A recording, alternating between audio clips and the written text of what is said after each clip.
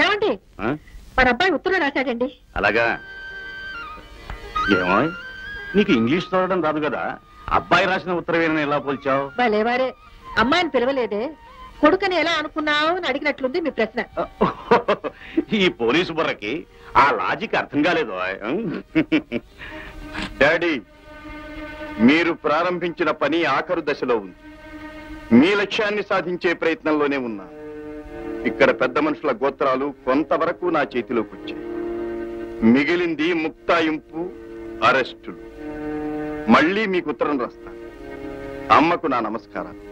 ఏమండి, అలా మీలో మీరు కొనుక్కపోతే గట్టిగా చదవండి, నేను కూడా వింటాను. నేను పంపిన గోంగూర పచ్చడి అందితని రాశాడా? ఆహా, నీ గోంగూర పచ్చడి అమోఘంగా ఉందని రాశాడు. ప్రతి శనివారం తలంటు పోసుకుంటే ఆయుష్ పెరుగుతుందని చెప్పాను, అలా చేస్తున్నాడా? నువ్వు చెప్పిన తర్వాత చేయకుండా ఎలా ఉంటాడు? అది రాశాడు. ఏం రాశాడో చదవండి, వింటాను. ఇదిగో, I'm almost at the fag end of the goal set by you of catching the miscreants. అంటే అమ్మ పంపిన గోంగూర ఆవకాయి అద్భుతంగా ఉన్నాయని చెప్పండి, ఎప్పుడు అమ్మే జ్ఞాపకం వస్తూ ఉంటుంది అని చెప్పండి అని రాశాడు. ఆ ఉద్యోగం పూర్తయి ఎప్పుడు వస్తాడట? ఎప్పుడా? ఎండలు ముదిరి వర్షాలు ప్రారంభమయ్యేటప్పటికి వస్తాడట. పోనీలేండి, ఇంకో 5-6 వారాల్లో నా బిడ్డ నా కళ్ళ ముందు ఉంటాడు. మర్చిపోకుండా అన్ని ఉత్తరంలో రాశాడు. వాడిదంతా నా పోలికే. చాటు పిండ తడిసే,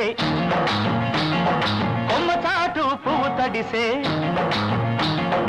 ఆకు చాటు పిండ తడిసే, కొమ్మ చాటు పువ్వు తడిసే, ఆకాశ గంగొచ్చింది, అందాలు ముంచెత్తింది, గోదావరి పొంగొచ్చింది, కొంగుల్ని ముడిపెట్టింది.